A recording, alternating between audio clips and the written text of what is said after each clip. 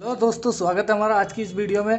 तो पिछली वीडियो में हमने देखा था कि हमारा न्यूक्लियस क्या होता है, एटम क्या होता है। आज की हमारी इस वीडियो का टॉपिक है फ्री इलेक्ट्रॉन्स क्या होते हैं, इलेक्ट्रिक करंट क्या होता है, रेजिस्टेंस क्या होता है, पोटेंशियल या वोल्टेज क्या होता है। इन सब चीज़ों के बारे में हम आज डिटेल में जानेंगे, तो बने रहिए हमारी इस वीडियो में।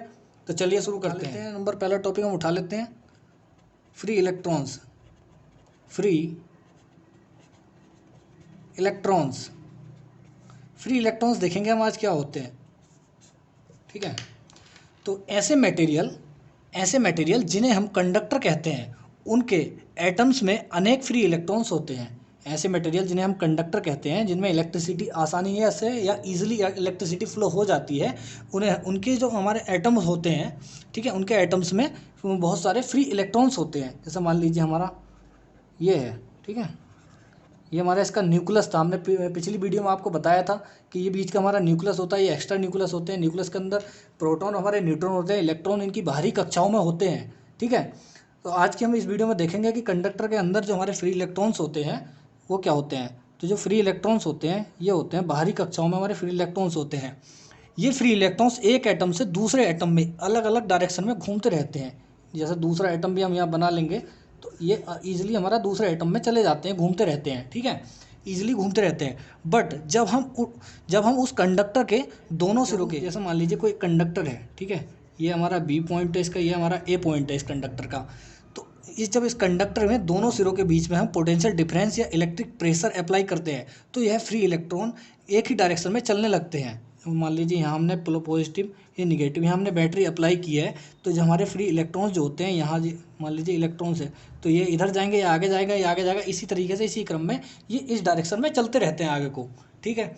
अब मान लीजिए किसी कंडक्टर में इलेक्ट्रॉन का एक ही डायरेक्शन में जो फ्लो होता है, ठीक है, उसे इलेक्ट्रिक करंट कहते हैं। इसको हम डायनेमिक इलेक्ट्रिसिटी भी बोलते हैं। तो दूसरा टॉपिक हम देख लेते हैं। दूसरा होता है हमारा इलेक्ट्रिक करंट। नंबर दूसरा होता है इलेक्ट्रिक करंट।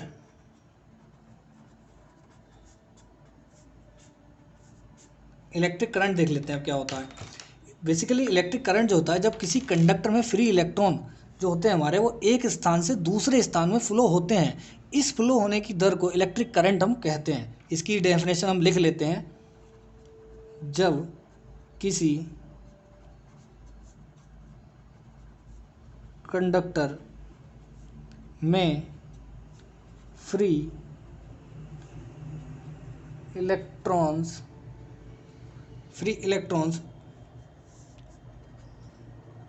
एक स्थान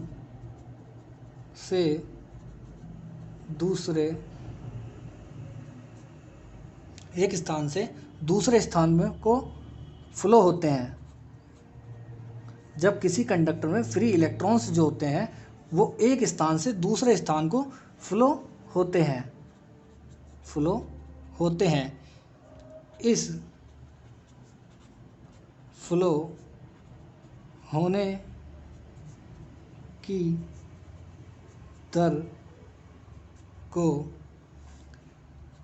इलेक्ट्रिक करंट कहते हैं, ठीक है। तो डेफिनेशन आपके सामने है। इलेक्ट्रिक करंट की डेफिनेशन होती है, जब किसी कंडक्टर में फ्री इलेक्ट्रॉन एक स्थान से दूसरे स्थान को फ्लो होते हैं, इस फ्लो होने की दर को इलेक्ट्रिक करंट हम कहते हैं। अब इलेक्ट्रिक करंट जो होता है इसका फॉर्मूला देखते हैं। इलेक्ट्रिक करंट को हम डिनोटेड करते हैं, denoted by I. Electric current को हम आई से डिनोट करते हैं, ठीक है, इलेक्ट्रिक करंट को आई से हम डिनोट करते हैं। तो फॉर्मूला देख लेते हैं इसका क्या होता है। I equal to Q Y T, ये हमारा इसका इलेक्ट्रिक करंट का हमारा फॉर्मूला होता है। और यूनिट हमारी उसकी होती है एम्पियर। इलेक्ट्रिक करंट की एम्पियर यूनिट होती है। अब देख लेते हैं जो क्यू होता है, क्यू इक्वल टू, क्यू बराबर हमारा होता है चार्ज, और टी बराबर होता है टाइम, और आई बराबर तो करंट होता ही है, अभी दिखा दिया है, ठीक है। यूनिट इसकी एम्पियर हो गई। बस ये फॉर्मूला इसका ध्यान रखना है करंट का, ये बहुत जगह अप्लाई होता है। करंट इस फॉर्मूले के बिना करंट नहीं निकाल सकते हैं किसी भी न्यूमेरिकल में।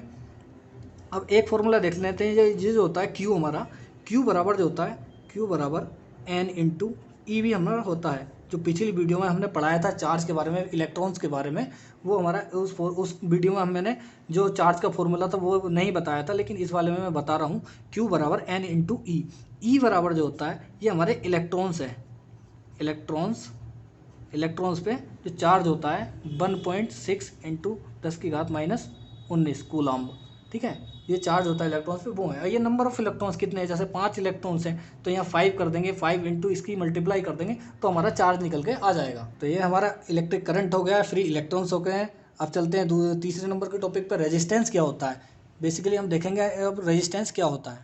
तो चलिए अगला टॉपिक है हमारा रेजिस्टेंस। किसी भी मटेरियल की वह प्रॉपर्टी जो करंट के फ्लो होने का अपोज करती है उसे हम रेजिस्टेंस कहते हैं। रेजिस्टेंस की यूनिट जो होती है, रेजिस्टेंस की यूनिट हमारी ओम होती है बेसिकली, और इसको हम डिनोट करते हैं आर से। तो इसकी हम डेफिनेशन यहाँ लिख लेते हैं, क्या होता है। किसी भी मटेरियल की वह प्रॉपर्टी जो करंट के फ्लो होने का अपोज, इसको हम विरोध कहते हैं, विरोध करती है, उसे रेजिस्टेंस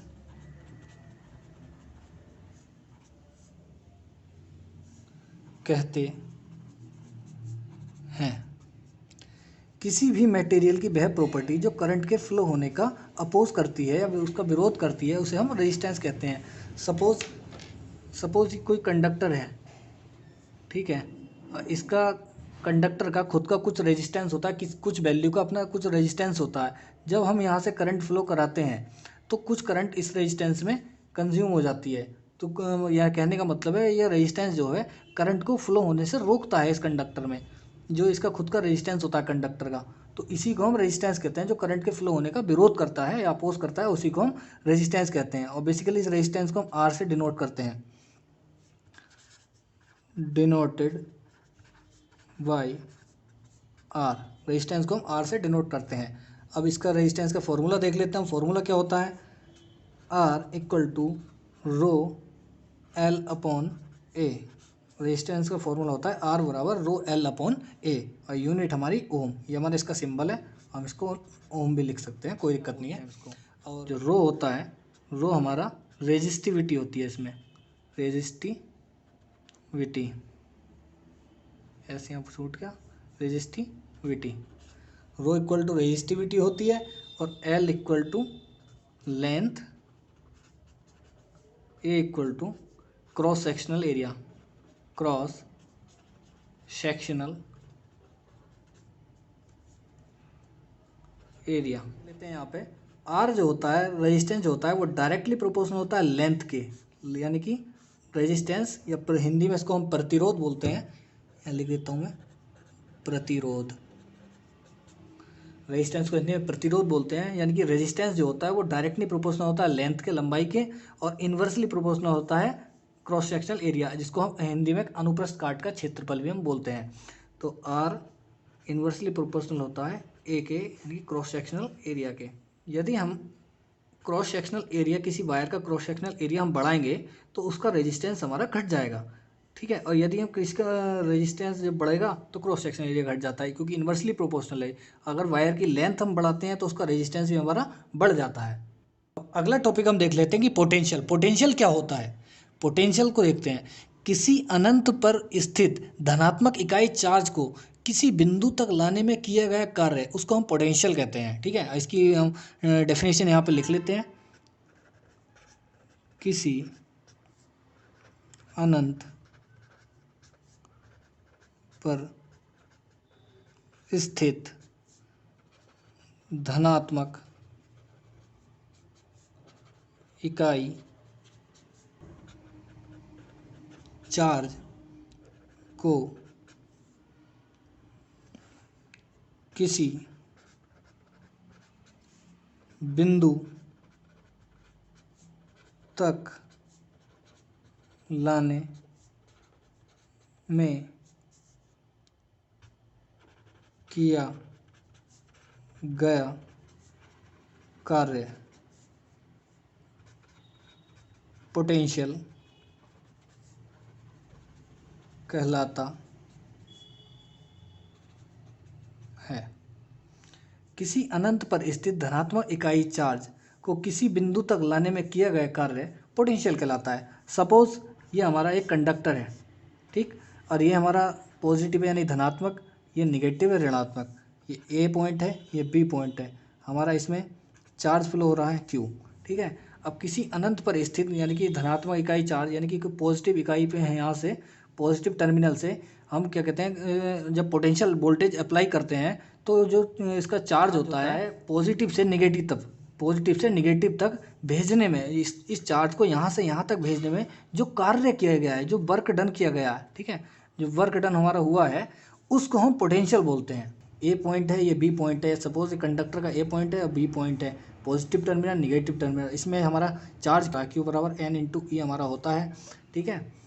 अब ये फ्लो हो रहा है, ये इस बिंदु से इस बिंदु तक लाने में इस चार्ज को जो कार्य किया गया है, जो वर्क डन हमारा हुआ है उसको हम पोटेंशियल बोलते हैं। इसका फॉर्मूला देखते हैं, B बराबर डब्लू अपॉन क्यू।